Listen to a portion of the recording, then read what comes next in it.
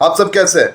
उम्मीद करता हूं कि आप सब अच्छे से हैं, खैरियत से, एकदम बढ़िया, मस्त है, सेहतमंद है, चंगे और बहुत ही बेसब्री से आप सब मेरे वीडियोस का इंतजार कर रहे हैं। तो आज इस वीडियो में मैं एक अपकमिंग सिनेमा का प्रमोशनल टीजर के बारे में रिएक्शन देने वाला हूं और उसके बारे में कुछ और बातें ब्रेकडाउन्स में करने वाला हूं। तो आप सब अच्छी तरीके से जानते हो कि मैं कौन से सिनेमा की बात कर रहा हूं।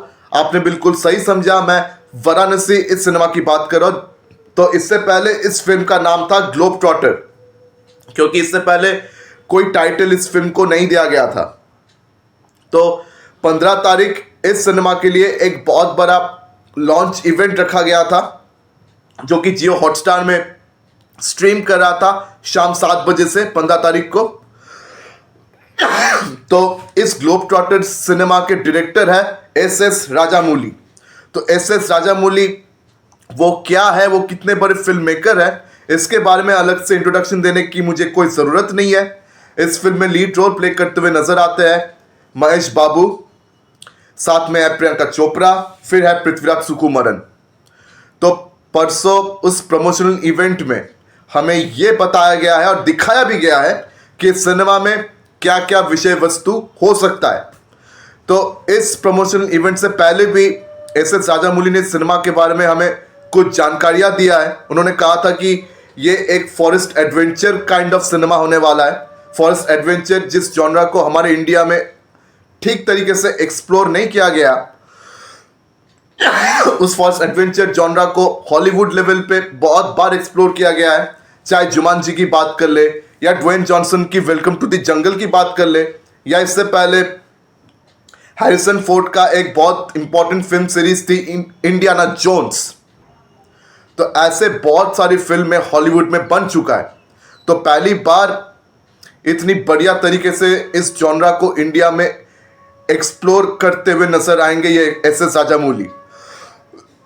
और आप सब जानते हो कि एस राजामौली का इस वक्त वर्ल्ड वाइड पॉपुलैरिटी कितनी ज़्यादा है, खासकर RRR के बाद से। तो उन्होंने वर्ल्ड ऑडियंस को दिमाग में रखकर इस सिनेमा का उन्होंने प्लानिंग की हुई है। सिनेमा की शूटिंग वो वैसे ही कर रहे हैं। अभी तक इस सिनेमा की शूटिंग खत्म नहीं हुआ है और जो प्रमोशनल टीजर हमें दिखाया गया वो AI मेड है, ठीक है, AI से बना हुआ है। तो अभी तक इस सिनेमा की शूटिंग चल रही है और इस सिनेमा को रिलीज होते होते 2027 हो जाएगा। इससे पहले इस सिनेमा का रिलीज नहीं होने वाला।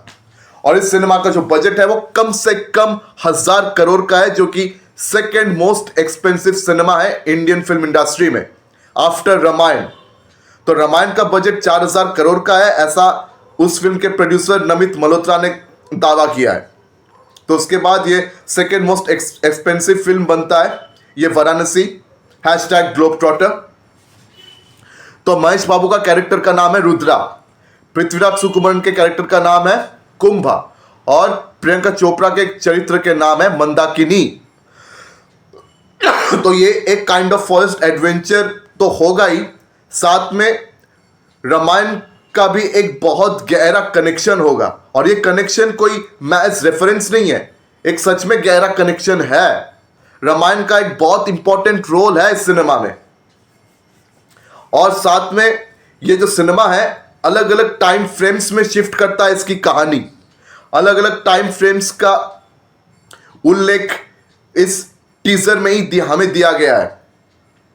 कभी लंका नगरम में जाता है 7200 BC, यानी तब वो युद्ध चल रहा था श्री राम और रावण के बीच सीता माता को लेकर।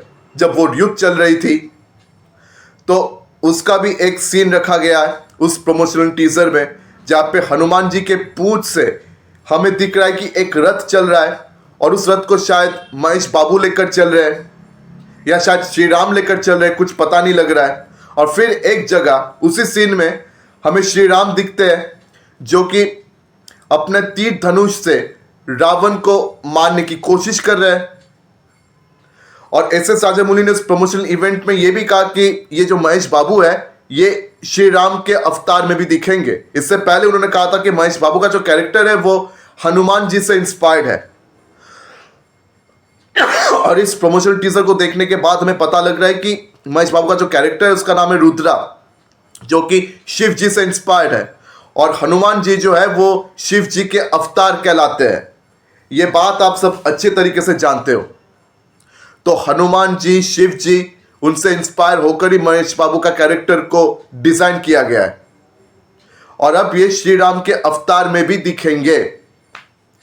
और पृथ्वीराज सुकुमारन का जो कैरेक्टर है कुंभा, ये इंटरनेट की थ्योरी के अनुसार और कुछ यूट्यूबर्स के अनुसार, एक यूट्यूबर का नाम ले ही लेता हूं, अरित्र बैनर्जी, जो कि बंगाली यूट्यूब कम्युनिटी के बहुत बड़े यूट्यूबर कहलाते हैं। उन्होंने भी खासकर ये बात कहा है कि मतलब उन्होंने स्पेकुलेट किया है, ये इन सब का स्पेकुलेशन है, कोई भी श्योर नहीं है, मैं भी श्योर नहीं हूं कि पृथ्वीराज सुकुमारन का जो कैरेक्टर कुंभा है वो कुंभकर्ण से इंस्पायर्ड है।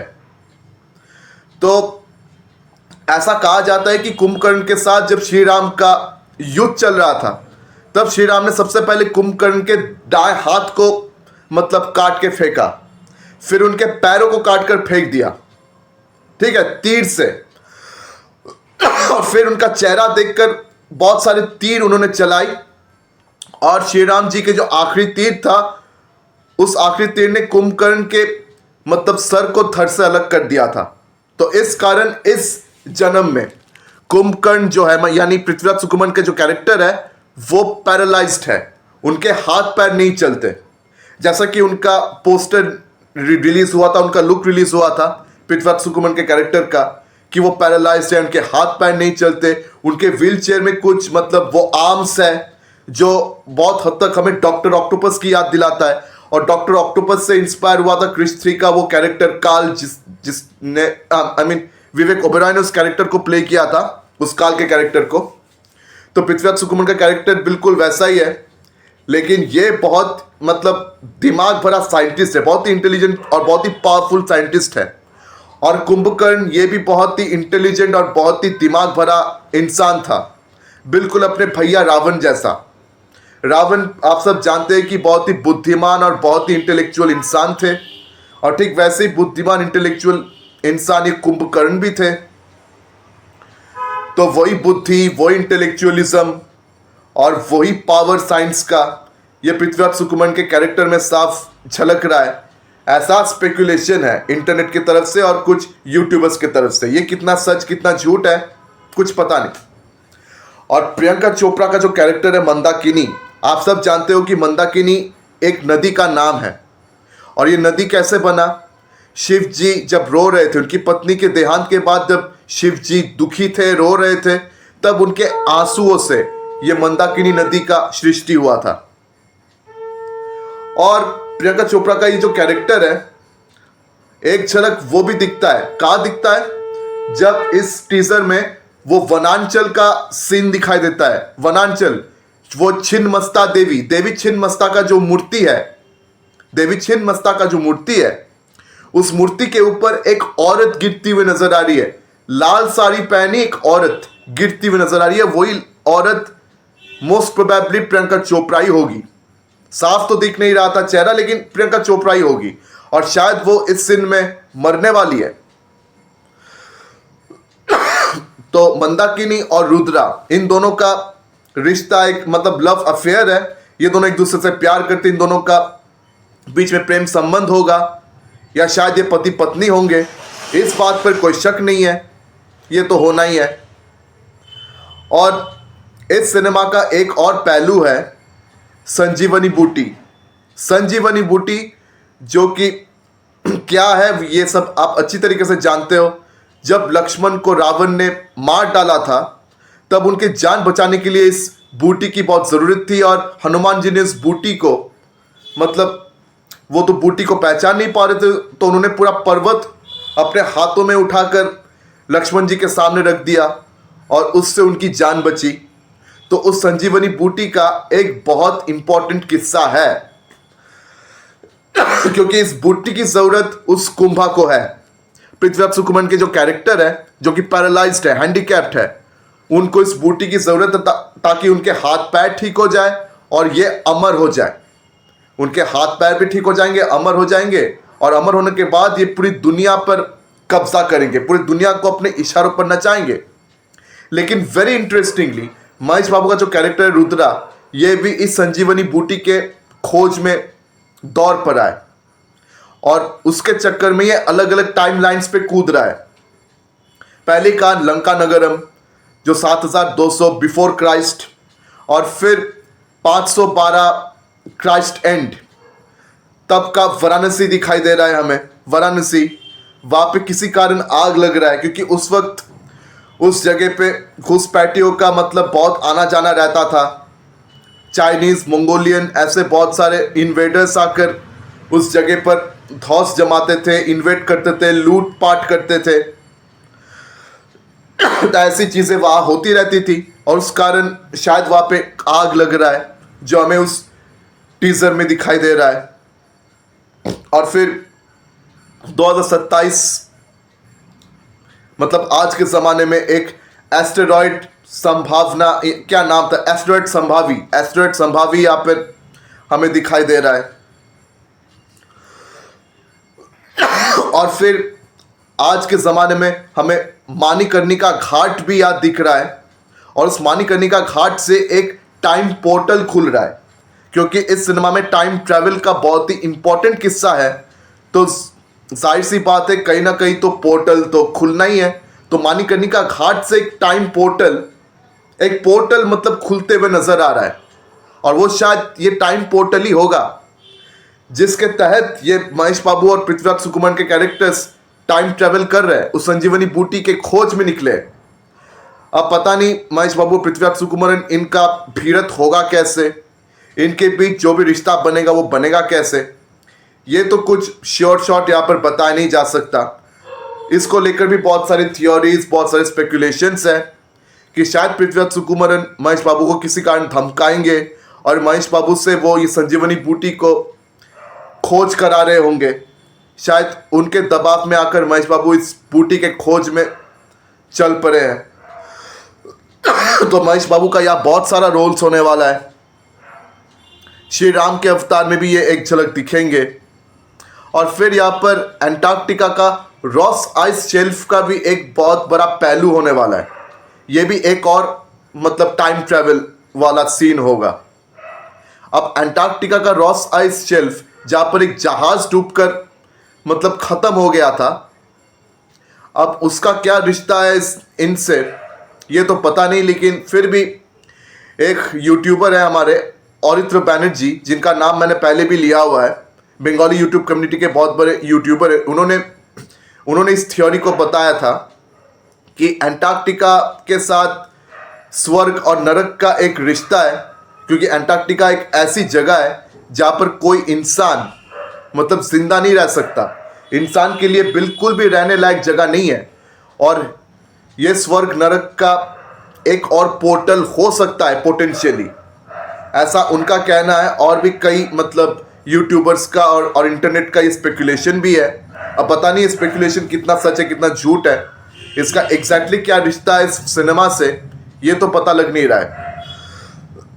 लेकिन इतना ज़रूर पता लग रहा है कि सिनेमा का जो बजट 1000 करोड़ का है ये साफ इस टीजर को देखकर मालूम हो रहा है। मतलब 1000 करोड़ बस प्रमोशन के खातिर कहा गया है ऐसा बिल्कुल भी नहीं है।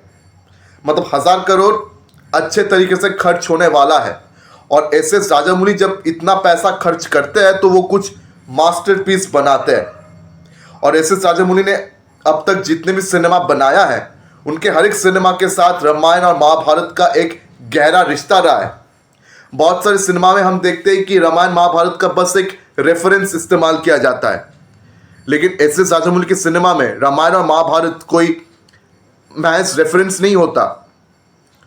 रामायण और महाभारत इसका गहरा कनेक्शन होता है इनकी कहानी से, और उस गहरा कनेक्शन की वजह से उस सिनेमा का प्लॉट वो शेप अप होता है, सिनेमा का प्लॉट उस कनेक्शन के अनुसार बनता है।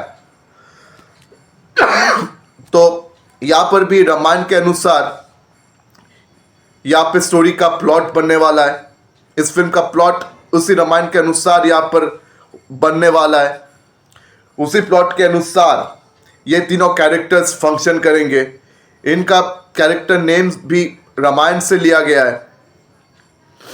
अब देखते हैं कि सिनेमा का असली कहानी क्या होता है या असली थ्योरी क्या होता है। कुछ भी हो सकता है, एनीथिंग कैन हैपन। तो बॉस, एक इंटरेस्ट पैदा करता है।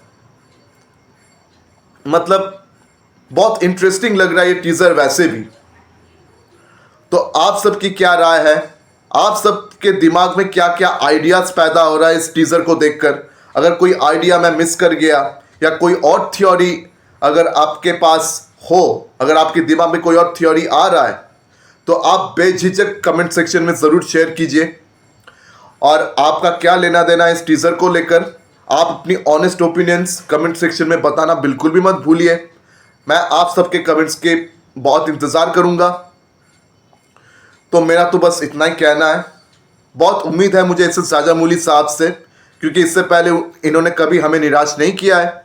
इससे पहले इन्होंने हमें हमेशा सरप्राइज किया, हमें हमेशा चौंकाया है, इस बात पर कोई शक नहीं है।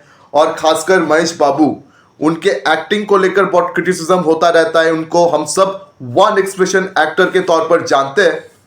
तो एस.एस. राजामौली ने बहुत सारे एक्टर एक्ट्रेसेस की किस्मत रातों रात बदल दिया है। चाहे वो नानी के हो, ईगा में नानी उनके साथ काम किया, या इससे पहले रवि तेजा का करियर उन्होंने एकदम बदल दिया था। उन्होंने जूनियर एनटीआर का करियर बनाया। फिर उन्होंने प्रभास को पैन इंडियन स्टार कैसे बनाया था बाहुबली से, ये आप सब जानते हो। तो अब देखते हैं महेश बाबू, इनके पास भी एक बहुत बड़ा मौका है पैन इंडियन स्टार बनने का। क्या है कि महेश बाबू की पॉपुलैरिटी नॉर्थ सेक्शन में बहुत है, क्योंकि उनकी जितने फिल्में हैं उनकी हिंदी डब्ड वर्जन्स टीवी में बहुत टीआरपी मारता है, टीवी में बहुत टीआरपी छापता है उनकी कोई भी फिल्म की हिंदी वर्जन, और हिंदी डब्ड वर्जन टीआरपी बहुत मारता है। और ऐसी फिल्में हम अक्सर हर रोज देखते हैं, चाहे जी सिनेमा हो, चाहे सेट मैक्स हो, या कोई भी हिंदी सिनेमा का चैनल हो, महेश बाबू का सिनेमा अक्सर आता जाता ही रहता है। तो महेश बाबू को हम ऐसे ही जानते हैं, नॉर्थ सेक्शन के ऑडियंस महेश बाबू को बहुत पसंद करते हैं, महेश बाबू से वो अच्छी तरीके से परिचित है। अब महेश बाबू को बस वहाँ पर अपने लिए एक मार्केट क्रिएट करना पड़ेगा, और ये सिनेमा महेश बाबू के लिए एक बहुत बड़ा मौका होगा। It will be a big opportunity for Mahesh Babu to create a pan Indian market. उम्मीद करता हूँ कि वो इस काम में सफल होंगे, इस कोशिश में उनको कामयाबी मिलेगी। Let's see. तो इस सिनेमा से बहुत सारी उम्मीदें हैं। अगर मेरी वीडियो आप सबको पसंद आई हो तो मेरी वीडियो को लाइक करें, ज़्यादा से ज़्यादा शेयर करें, और हाँ, मेरे चैनल को सब्सक्राइब करना बिल्कुल भी मत भूलिए। और हाँ, वीडियो को ख़त्म करने से पहले इस प्रमोशनल टीजर में एम कीरावनी की म्यूजिक की भी तारीफ करनी पड़ेगी। उन्होंने बहुत बढ़िया म्यूजिक दिया है, उनका म्यूजिक सुनने में बहुत बढ़िया लग रहा है। तो अब मैं आप सबसे विदा ले रहा हूँ, फिर मुलाकात होगी अगले वीडियो में। तब तक के लिए धन्यवाद।